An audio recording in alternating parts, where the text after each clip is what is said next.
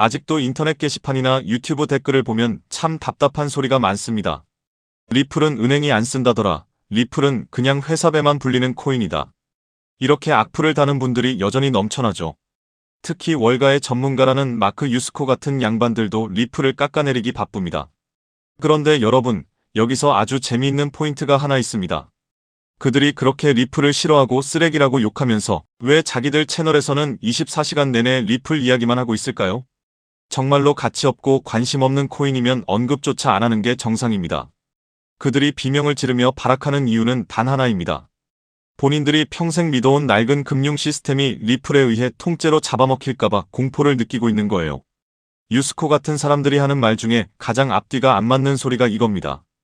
은행이 돈을 보낼 때 리플 1만 원어치만 있어도 수천억을 보낼 수 있는데 가격이 왜 비싸져야 하냐? 이 말을 들으면 초보분들은 진짜 그런가? 하고 혹하실 수 있습니다. 하지만 이건 금융의 기초도 모르는 정말 멍청한 소리입니다. 여러분, 거대한 덤프트럭이 동네 좁은 골목길을 시속 100km로 지나갈 수 있나요? 절대 못 가죠. 사고가 납니다. 금융도 똑같습니다. 전 세계에서 매일 오가는 수조 달러의 자금이 이동하려면 그 돈을 담는 그릇인 리플의 시가총액이 지금보다 수백 배는 더 커야 합니다. 만약 리플 가격이 낮으면 큰 돈이 들어올 때마다 가격이 미친 듯이 출렁거리는 현상이 발생합니다.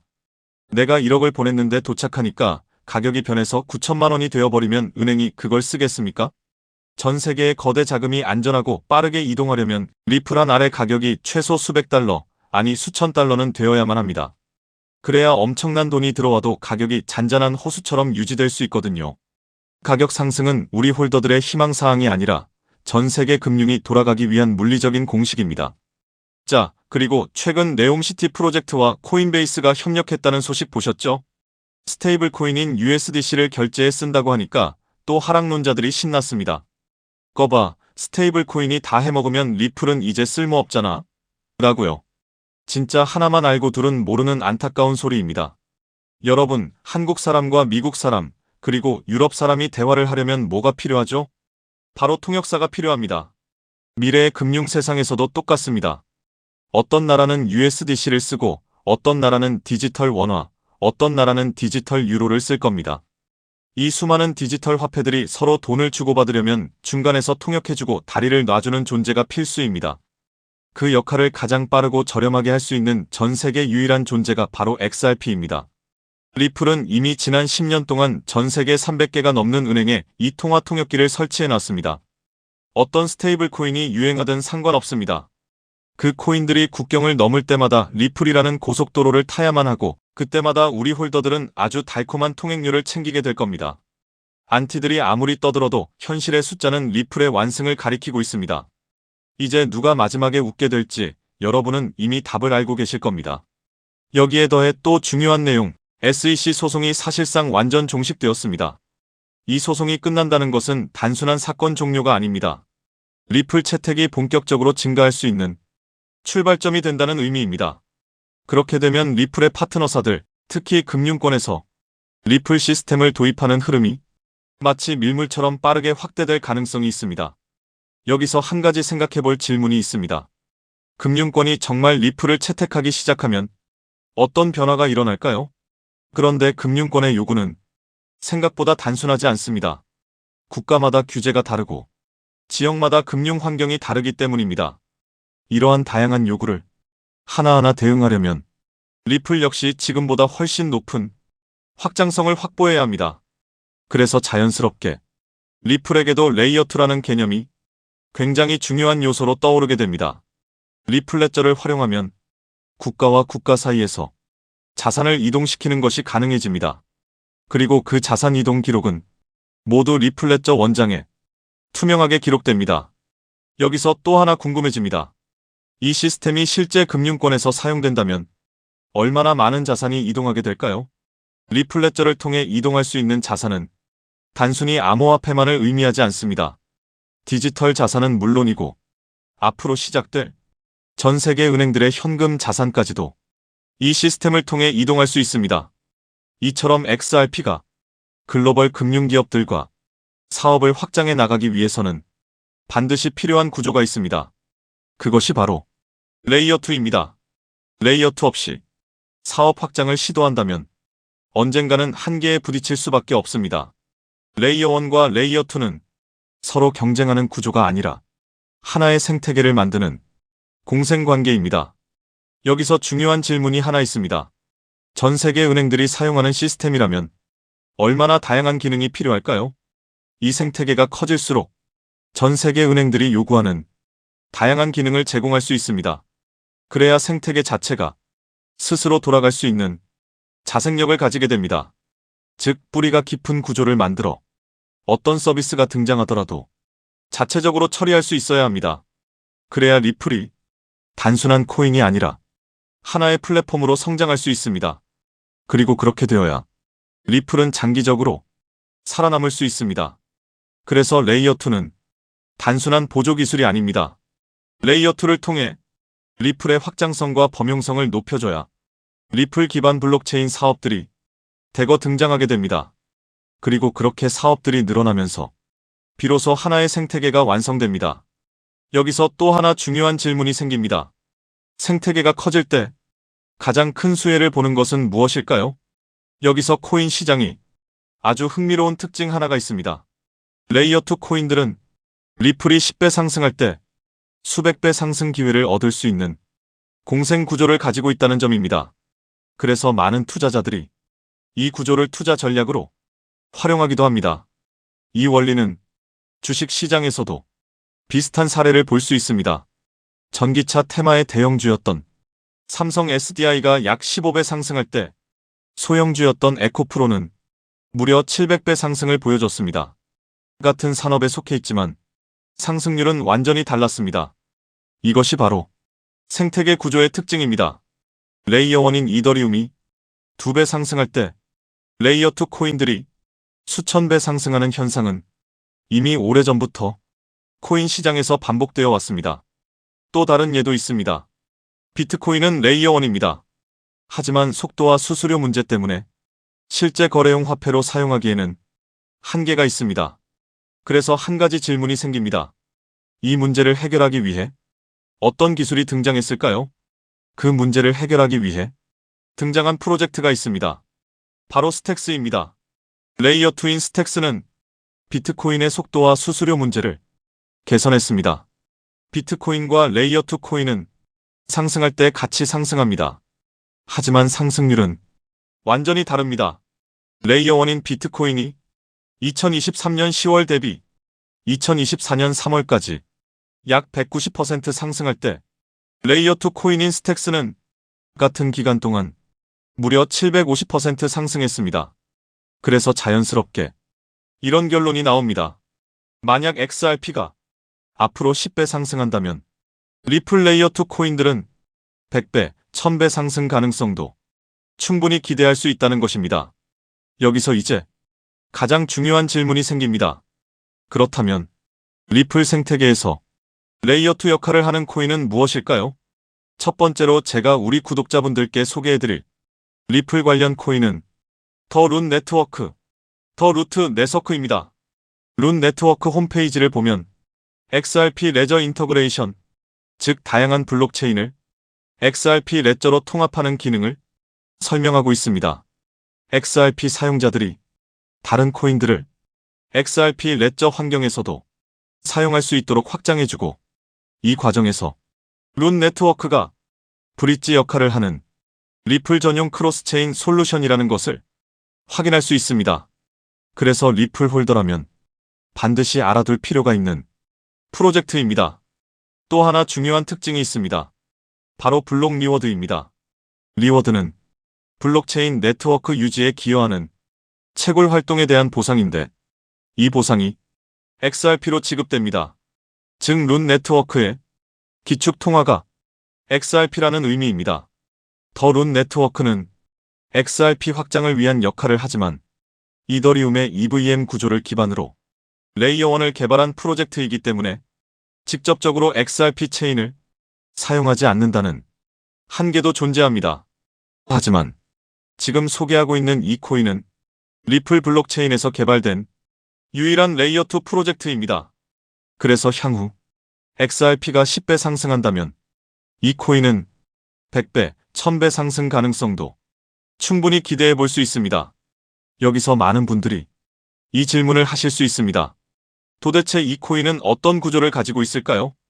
이 코인 홈페이지를 보면 메인 화면에 XRP 생태계를 위한 사이드 체인이라는 프로젝트 목표가 명확하게 적혀 있습니다. 사이드 체인은 XRP 체인을 더 원활하게 구동할 수 있도록 지원해주는 체인을 의미합니다. 그래서 XRP 생태계가 커질수록 이 코인의 사용처도 폭발적으로 늘어날 수 있습니다. 또한 이 코인의 이용자가 늘어날수록 XRP 역시 더 안정적인 환경에서 서비스를 제공할 수 있습니다. 그래서 이 두 코인은 공생관계라고 볼 수 있습니다. 이 코인의 백서를 보면 XRP 레저의 포크라고 설명되어 있습니다. 하드포크와 비슷한 개념인데 XRP의 장점은 유지하면서 레이어2의 핵심 가치인 확장성을 개선하기 위해 추가적인 코드 개발 가능성을 열어둔 구조입니다. 그래서 이 프로젝트는 레이어2 스마트 컨트랙트를 담당한다고 설명하고 있습니다. 향후 리플 생태계에서는 결제는 레이어1, 즉 리플 레저에서 처리되고 어플리케이션과 서비스 영역은 레이어2인 이 프로젝트를 통해 처리될 가능성이 있습니다. 사실 이 부분 때문에 리플 기술 커뮤니티에서는 하나의 우려가 나오고 있습니다. 앞으로 이 코인으로 수요가 너무 많이 몰릴 수 있다는 것입니다. 레이어2는 블록체인이라는 뿌리 위에서 꽃과 열매 역할을 하는 블록체인 애플리케이션들을 연결하는 역할을 합니다. 그런데 이 중요한 연결 구조가 거의 이 코인 하나에 집중되어 있습니다. 그래서 기술자 커뮤니티에서는 이 코인이 혹시 XRP보다 더 커질 수도 있는 것 아니냐는 우려까지 나오고 있습니다. 이에 대해 리플 CTO인 슈와르츠는 이렇게 이야기합니다. 새로운 체인이 등장한다고 해서 기존 체인의 가치가 떨어질 것이라고 걱정하는 것은 지금 걱정할 문제가 아니라는 것입니다. 즉, 이 코인이 너무 커질 것을 걱정하는 기술자들의 우려에 대해 리플 CTO가 직접 나서 진정시키고 있는 상황입니다. 이 장면만 봐도 이 프로젝트가 얼마나 중요한 위치에 있는지 충분히 알 수 있습니다. 이 코인은 재작년 12월에 출시된 아직 2년도 되지 않은 초기 프로젝트입니다. 현재 가격은 약 166원, 그리고 시가총액 역시 약 60억 수준입니다. 리플 XRP의 시총이 약 45조라는 점을 생각하면 아직 700분의 1도 되지 않는 저평가 영역이라고 볼 수 있습니다. 또한 전체 물량의 98% 이상이 이미 유통되어 있기 때문에 개발팀의 물량 언락으로 인한 추가 하락 위험도 크게 걱정할 필요는 없습니다. 이 코인은 리플과 직접 연결되어 앞으로 리플 생태계에서 핵심 역할을 맡게 될 가능성이 있습니다. 그래서 리플 CTO의 집중적인 관리도 받고 있습니다. 그런데 아직까지 저평가 상태인 이유가 있습니다. 리플사가 이 프로젝트에 직접 깊게 관여하고 있음에도 아직 공개적으로 크게 드러내지 않고 있기 때문입니다. 리플의 SEC 소송이 사실상 완전히 끝나 이제 금융권 사업 확장이 전략적으로 시작될 수 있습니다. 그 시점이 되면 이 코인은 폭발적인 움직임을 보일 수 있습니다. 그래서 지금은 리플 네트워크 내부 거래 정도로만 조심스럽게 운영되고 있는 것으로 추정됩니다.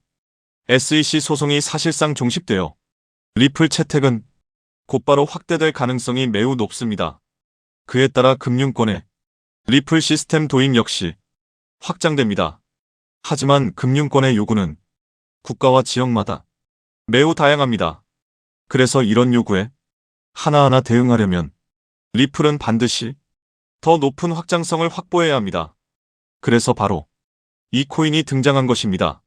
리플 생태계 확장을 가능하게 만드는 핵심 구조이기 때문에 기술자 커뮤니티에서는 오히려 이 코인이 너무 크게 성장할 가능성을 우려하고 있는 것입니다. 코인마켓캡의 커뮤니티 투표 결과에서도 무려 96%나 되는 사람들이 이 코인의 폭등에 투표한 것을 볼 수 있죠.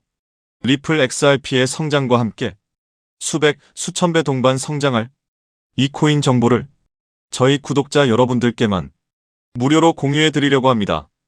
딱 10만 원이면 됩니다. 많은 돈도 필요 없습니다. 단 10만 원만 묻어두셔도 올해 인생의 방향을 바꿀 수 있는 코인입니다.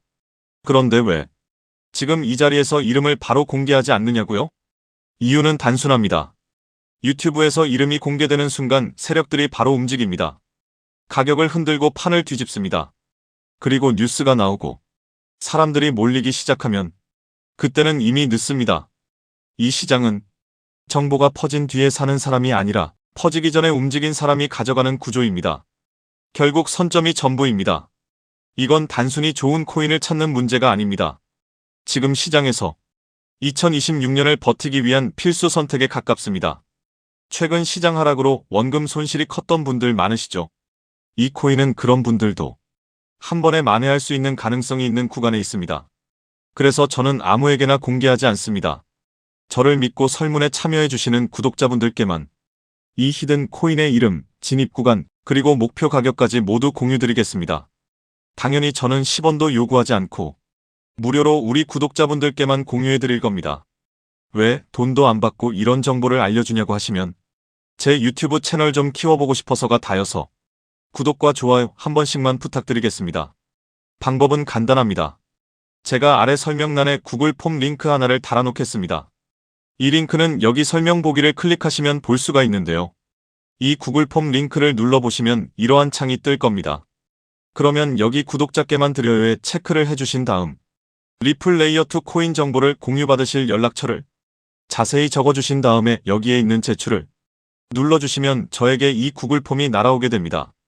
그러면 제가 이 구글 폼을 확인하자마자 적어주신 연락처로 연락드려서 제가 구독자인지 확인만 간단히 빠르게 한 다음 아까 말씀드린 리플 레이어2 코인 정보를 바로 공유해드리도록 하겠습니다. 이 코인이 아마 2026년의 졸업 코인으로 이름을 올리게 될 수도 있을 겁니다. 최근 원금 손실이 컸던 분들도 한 번에 만회하고도 남을 수 있으니 최대한 서둘러 준비하셔서 제대로 된 수익을 만들어 보셨으면 합니다. 우리 구독자 여러분 힘내시고 긴 영상 끝까지 시청해 주셔서 감사드리며 마지막으로 구독과 좋아요 한 번씩 부탁드리면서 마무리하겠습니다. 끝까지 시청해 주셔서 감사합니다.